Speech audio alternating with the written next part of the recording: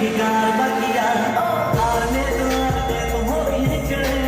बस पीछे लगने से कार बाकिया हारने तो हो गई निकले